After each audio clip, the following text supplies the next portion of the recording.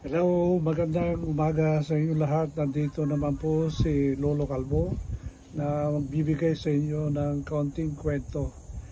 Andito ako ngayon sa beach property namin ng pamilya at meron kaming kaunting salo-salo dito.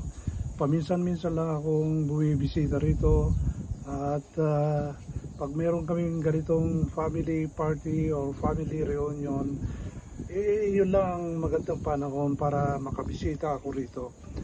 Alam niyo itong property na ito, nasabi ko sa inyo, nakwento ko sa inyo na nabili ko itong property na ito. This is 1,500. Yung malapit sa beach na 1,000, nabili ko yan.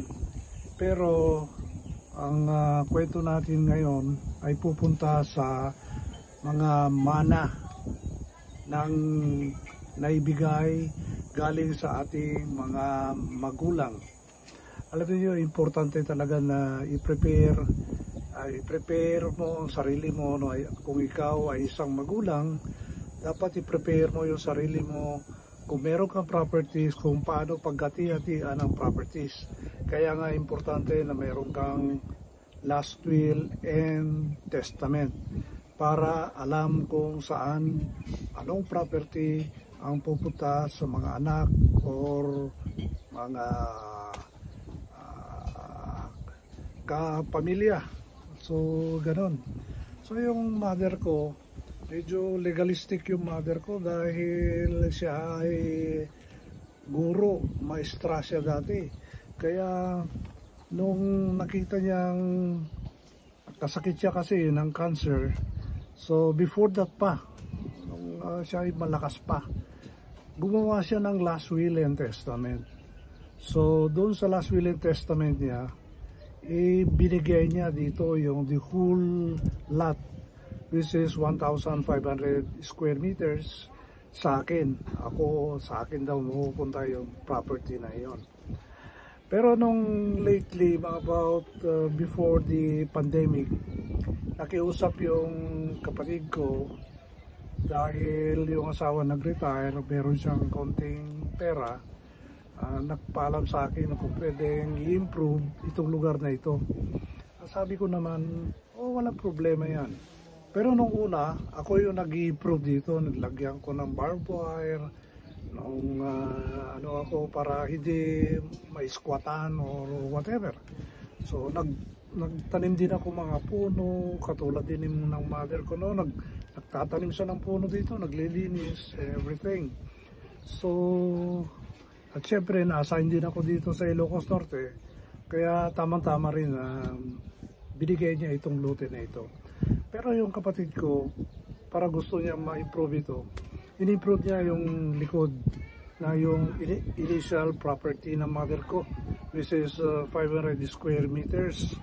So ayun, nung naayos na, nag-usap-usap kami, ganun.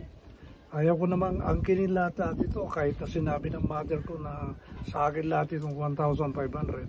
So naayos lahat yung titulo, nagawa ng paraan, ay ngayon, titulado na ito.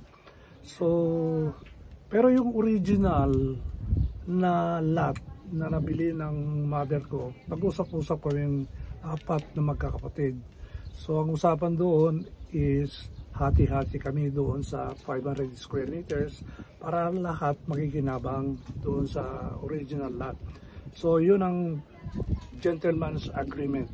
So doon kami.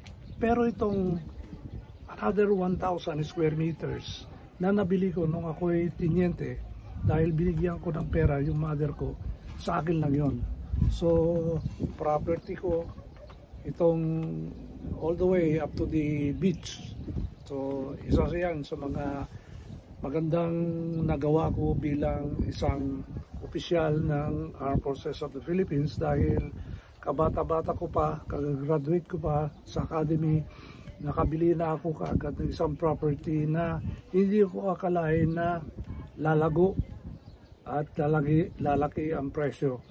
Alam nyo naman na 7 months pay nung ako'y tinyente, yun ang pinambili ng mother ko dito, kasama na rin yung documentation and pagkaroon ng tax declaration form and everything. Kaya every year binabayaran na namin yung taxes itong lugar na ito together with the property ng mother ko kasi isang pista lang ito.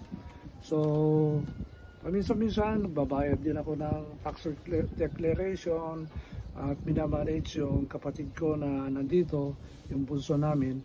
At ngayon nag-enjoy kami dito. So isang magandang leksyon dyan kung ikaw kapatid nabubuhay ka pa at meron kang mga properties, it's about time na alam mo na, gagawa ka ng last will and testament at ilalagay doon sa dokumento na yon kung kanino pupunta, sa mga anak mo ba, sa asawa mo ba, or whatever, kung yung mga properties na nabili mo, napundar mo nung ikaw ay buhay pa.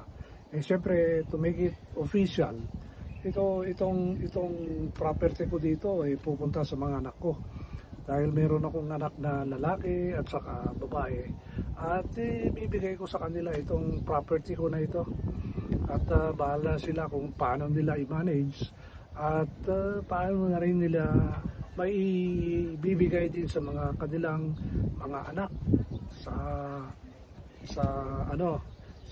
in the future.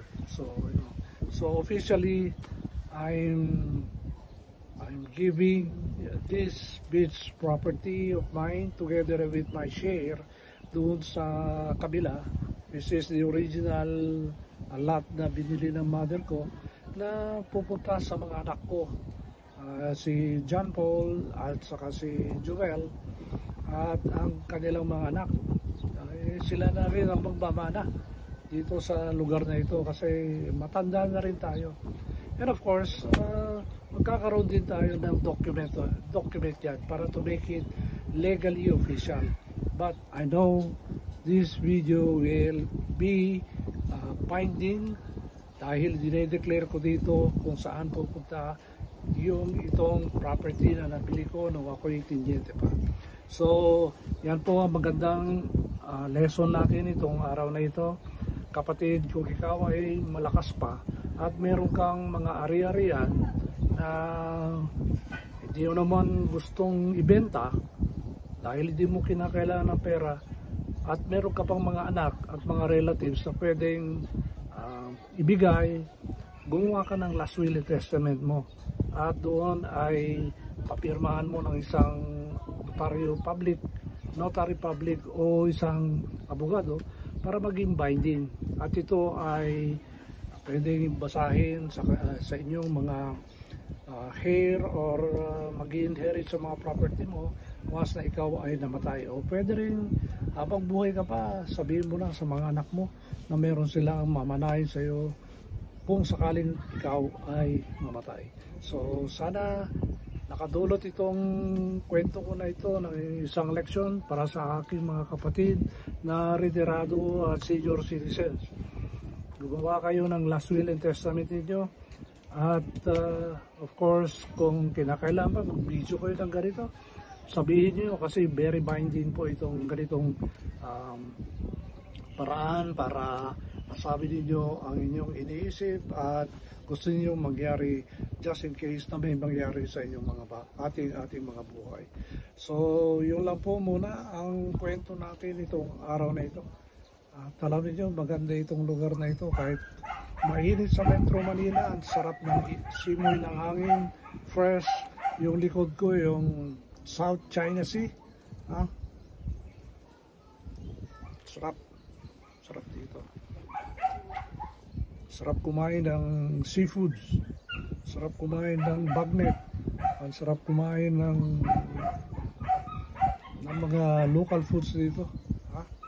Okay, so with that, salamat po sa panood ng video content nito at sana tuloy-tuloy ang inyong pagpapanood at pag-subscribe itong YouTube channel na ito. So please subscribe para magkwentuhan tayo dito sa aking YouTube channel. Maingay yung mga aso dahil meron sila mga alagang aso. Anyway, kung meron kayong comments na gusto nyong malaman at gustong i-make kwento dito sa YouTube channel na ito, huwag kayong magatubili at sumulat lang kayo sa comment section para ma-discuss natin, mag-research tayo para mapag-usapan natin ang inyong mga concerns at inyong mga gustong maayos ng mga problema. So, salamat po sa panonood at salamat.